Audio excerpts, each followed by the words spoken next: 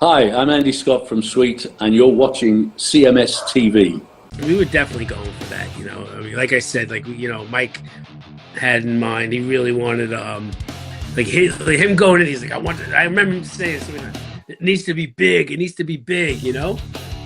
Right. And yeah, even the guitars are just blaring. It's a really good sounding record.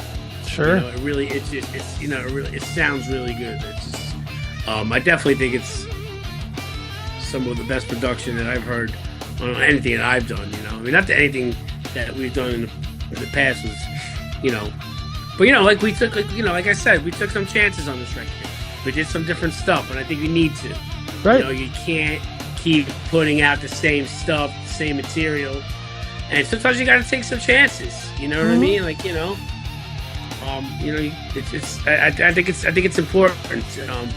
You know, it's just like when and I think it makes it more exciting to be like, oh, what's this record gonna sound like? You know? Sure. But we always have that agnostic front sound. We never stray too far from our sound, but we're always able to stick within our limits. And I think we're able to like create, you know, especially with this one, it's definitely a little something different. I'm really excited for people to hear this record, and I'm happy to hear how much you seem to be into it.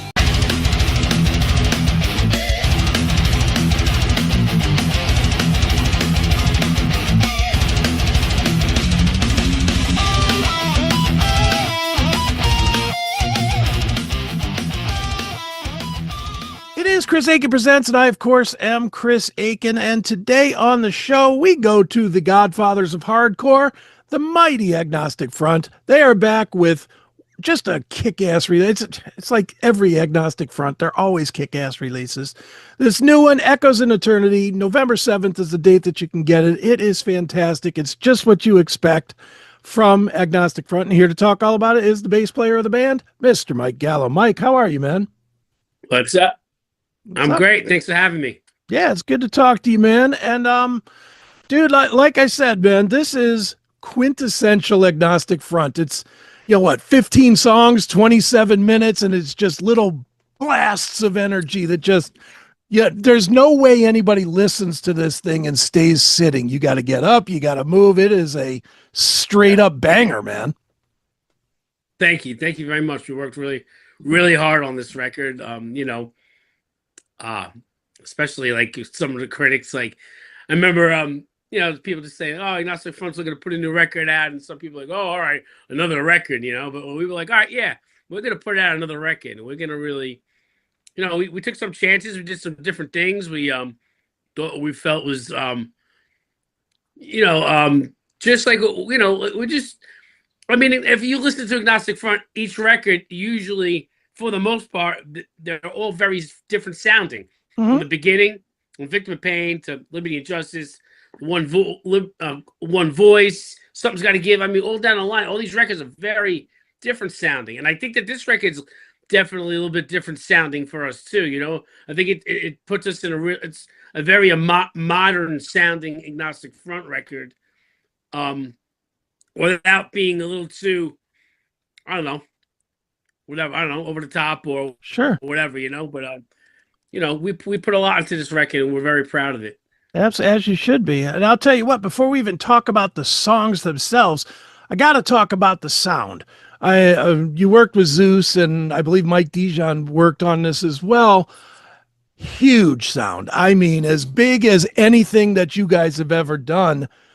Talk about the sound that was captured, but also talk about you guys' decision to work with somebody like Zeus, because, and correct me if I'm wrong on any of this, but when you work with somebody like him or Mike, a lot of times they want you to kind of give up that piece of it, let them handle that, and you guys don't interfere with their piece. You do your piece, they do theirs. Yeah. Was it like that this time or no?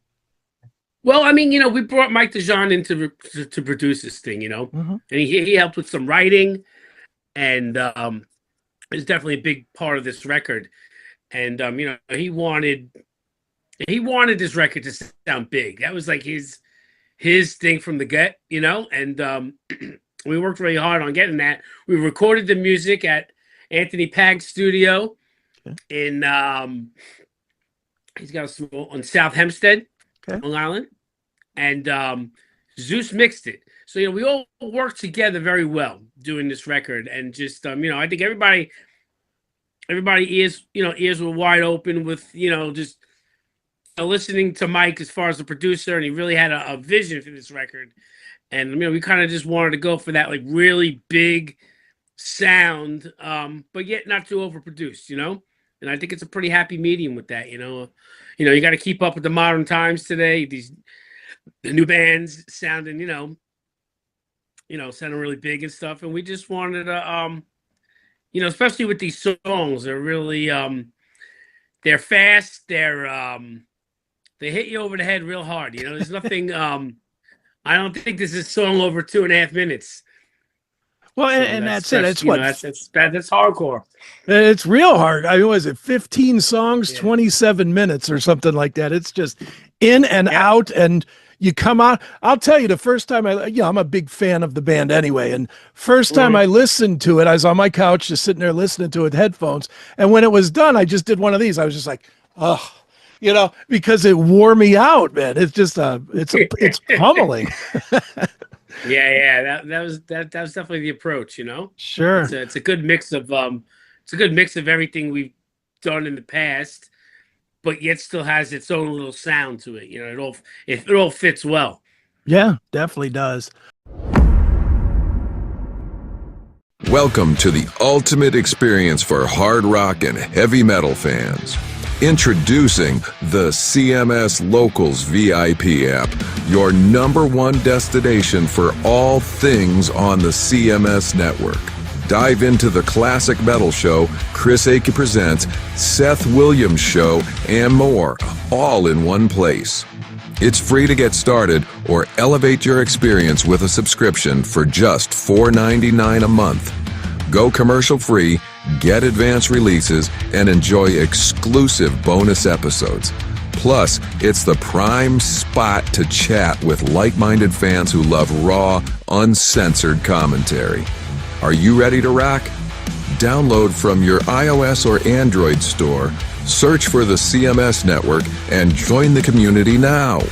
It's free, it's easy, and it's the best way to keep our shows with you every single day. Install the Locals.com app today and follow the CMS network. Well, dude, let's dig into some of the tracks. Let's start with Sunday Matinee. Yeah. I'm going to guess this one is going to be in every live show that you guys do for the next 2 years. It just sounds like an anthem. Talk a little bit about this song. Yeah. When we were writing this, Mike came up with the idea for the song, and I'm just listening. I just remember, we recorded it, we demoed everything, and listening to this song, it just had a feel good vibe. It really reminded me of the Ramones. Okay. That's definitely like the feeling I got from that, and then definitely like when me and Roger we were working on the lyrics for it. We wanted to do it in the Joey Ramone style, kind of the way he used to phrase things and stuff, he just had a way about it, and I just think that the Ramones were definitely a very big influence on this song. And this is our it's very modernized, but that's a modernized Ramones, something kind of reminds me of something the Ramones did a little later on in there. And put in their later records, some stuff like that, which I love. I love all the Ramones. Right on, definitely. Now the other one I wanted to ask you about, there's a few I want to ask you about, but the one I do want to ask about is Way of War, which is obviously what you guys do. It's social commentary. It's harsh, but obviously you guys are going to do that. I'm curious though, with the way the world is, where it's so hot, no matter what you believe in now, it's crazy. Super hot.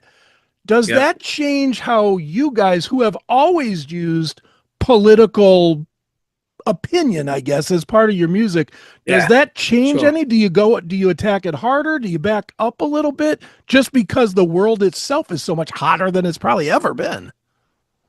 Yeah, it's tough. It really is. You know what I mean? Because you never know. Like, we don't want to alienate any fans. Like, Right. we believe in unity, no matter what, no matter what side of the fence you're on, whatever, you know what I mean? Like, but, if you listen to our lyrics, we're about, like, and we've always been strongly opinionated on that, and I think it's just, it's a tricky thing, but we just basically said, we're just going to sing about what we feel, and it's just like, if people get offended by it, then, I don't know. You know what I mean? We're just like, I think, we're socially inept to what's going on in the world. And it's just like, there's a lot of fucked up things on every side and all around, all together. I don't care what you are or who you believe in. Everything's fucked up. You know what I mean? So I agree. It's just like, and everybody's going to have their different opinion of what they believe in, but like, if you listen to our record, you listen to this record, you could tell, like, it's definitely vocally, it's very vocally intense. You know what I mean? Like, you hear we're talking about fighting fascism and just everything, just like from like how greedy, the politicians are with the war, and that's what that whole song's about. It's all about money. They make millions. They make so much money on a war that it's like, but it's insane to me how at this point in life that fucking we still can't all get along. It's fucking wild to me, No, you're it's sad, 100% but right. it is what it is, So it is. That's it's just, it, I mean, this is my own thought. You could tell me what you think. Through the history of the band, and I mean, you yourself have been in the band half of your life at this point. Yeah. Every album that you guys have done previous, you always have, and this one as well, you sing about unity and unification of peoples. Yeah. But there was always a vision of that in the past. You know what I mean? You could sort of see it, and you could say, yeah, this political thing is a fucked up situation, but I see the end, I see the light at the end of the tunnel. Right now, it's so hard to even imagine that there's an end point. I have to imagine that it's even harder for you guys to incorporate it into your music in a fair way instead of a leaning way. Does that make sense? Yeah. Yeah, absolutely. That's what we try to do. 100%, because we're not like, we have our own beliefs, you know what I mean? It's just like, we're not choosing any sides. And we've always spoke of unity ever since the beginning. Sure. Roger's, beginning, united and strong. Blacks and whites, punks and skins, everybody. It's like we've been preaching that since the day, and we won't stop because that's just, it's the only way. You know what I'm saying? So it's just, but the division's disgusting. There's nothing. There's no unity about it. I don't care what anybody says. No, I agree with you. It's horrible. I totally agree. It's just, tough. It's tough to, especially now in the world of social media, it's just tough to even open any of that shit anymore because you're just like, ugh. Yeah. I said the other day, I was at the dentist today talking to my dentist. I was like, I don't even go online anymore because it's just like tired of seeing people screaming at each other. You know what I mean? It's just like, hey, look, we live in a complicated world. There's a lot of people out there that are gonna have difference of opinions on everything. And we should take into consideration what this person's saying to what that person's saying, and there's got to be some sort of fucking happy medium. Excuse me, sorry. That's fine. That's fine. That one out. No, it's fine. Do you know the way to play? Whether it's toys, costumes, lingerie, or intimate gifts, Playtime for You has everything you need. We're here to guide you every step of the way. Come visit us at Playtime for You on Highway 32 in Chico. Work hard, play harder. Dude, you know what it is I'm 57, and I remember in the old days, and you probably remember this as well, you would go to the bar and somebody would try to talk about religion, politics, abortion, the big three, and you would immediately change it. You'd be like, oh, what about that Iron Maiden tour? Or what, you would just shift. And it seems so simple when you think about it, but nobody can seem to do that now. I know. I do. I don't. Anybody talks politics. I don't want to talk about it. I'm here to get away from that. And that's what I love about the music and all of that. It's just like you come to a show, you come here, they have a good time. Put that stuff behind us. You know what I mean? Like, leave it alone. You know what I'm trying to say? I mean, I understand, just like, but it's just like, let's just forget about our problems for an a hour little bit or of two or whatever. time. Right. Put your phone away. Right. Put your phone away and enjoy the music. Enjoy people. Enjoy life. You know what I mean? Just like, it's just getting a little too wild out there. Yeah, it definitely is. Well, let's jump out of the politics thing because I don't want to talk about it. I know you don't either. Please. Let's talk about. I hate it. I love my favorite track on the record is Matter of Life and Death, without question. I love that you worked with DMC on it. You know what? I think it's I think it's my favorite too. I really do. It's just it's a great one. Oh, it is. What is it about Daryl? And what I mean by that is he like a scene guy now? Because he obviously climbed the mountain. I mean, Run DMC's still probably the Mount Rushmore of rap. Yeah.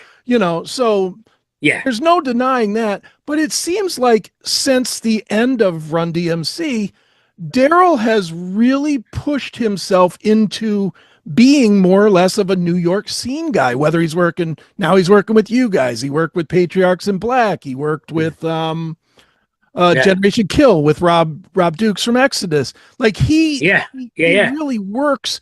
He's in that scene, I imagine. Is he a scene guy now? I mean, I don't even know what that even. I don't even know if you say a scene guy.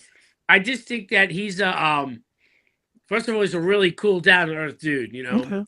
Great guy. Really just is. I just think he generally loves music. He loves rap music. He loves rock music, and he's gotten into like more heavier stuff. He just generally loves it. He loves the music. He approached us.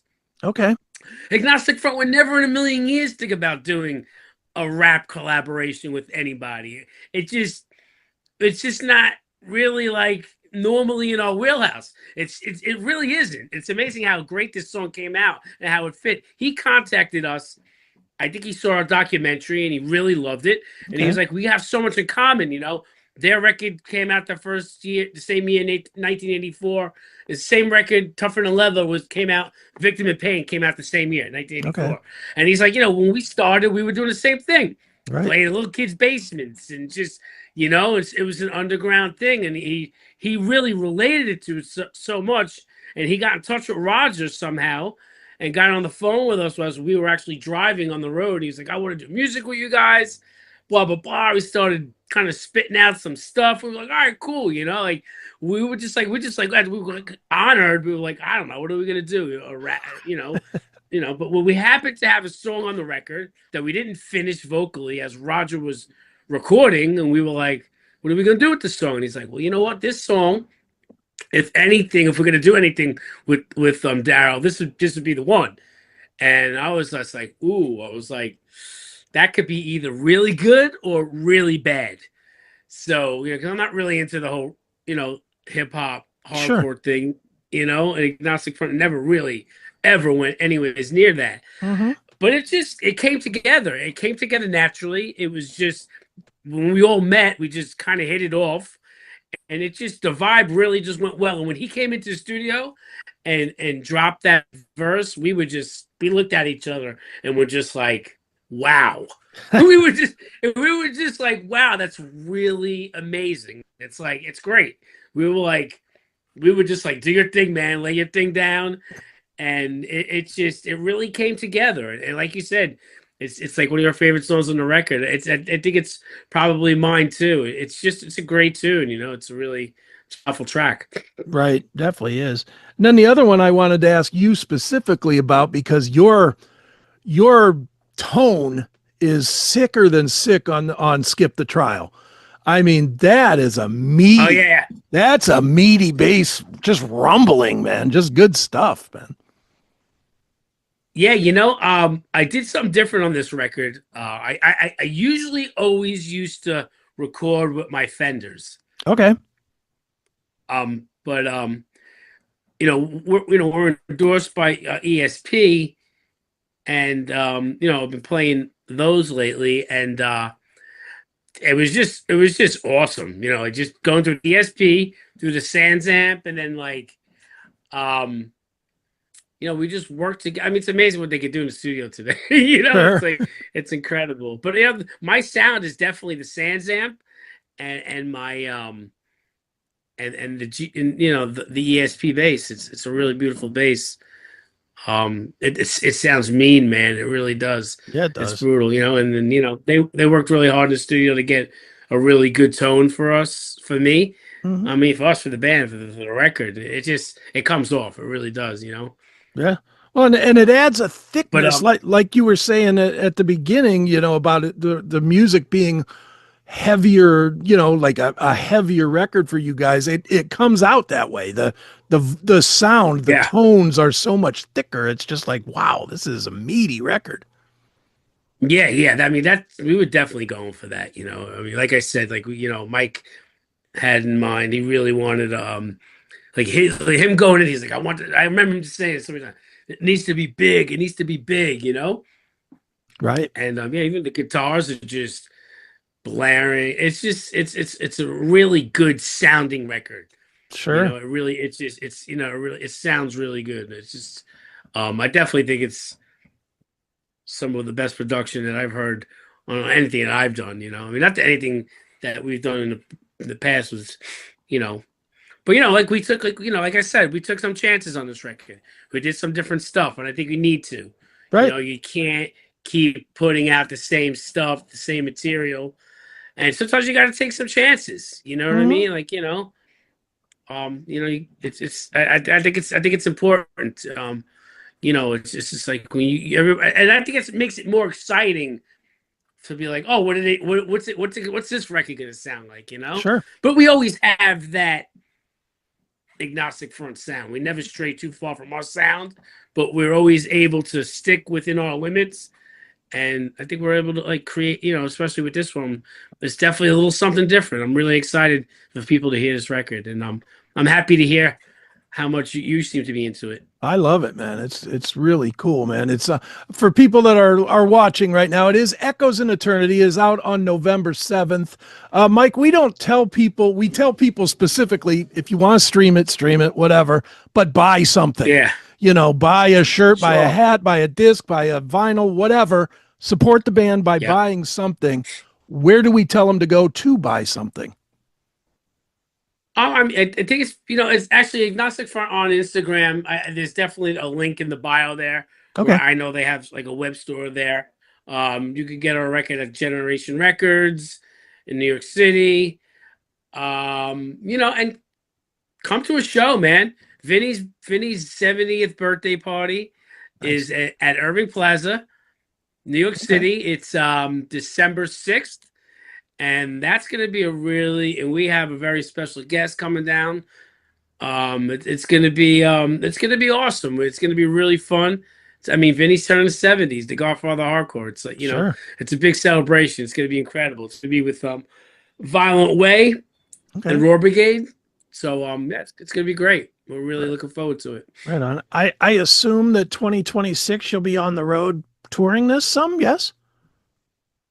Oh yeah, for sure. I know we have a lot of stuff. We have stuff lined up in Europe. We're playing on my birthday, January 31st. We're playing a festival in Baltimore. I believe it's called Disturbing the Peace. Okay. It's with Hatebreed, End It, and a bunch of other bands. So pretty excited. That's gonna be a fun one. That's on my birthday, so. Right. I'm looking forward to that. It's going to be hard to keep yourself from partying too hard before you go on stage, right? Yeah, I'll keep a limit to a couple. That's right. 2-3 before I go on. No more than that. Right. Nice. Well, Mike, man, the record is great. I cannot sell it to my fans enough. Echoes in Eternity, November 7th is the new one from Agnostic Front. And Mike, this has been fun, man. Thanks for joining me here on Chris Akin Presents. Thank you, Chris. I'll talk to you soon, buddy. Thank you.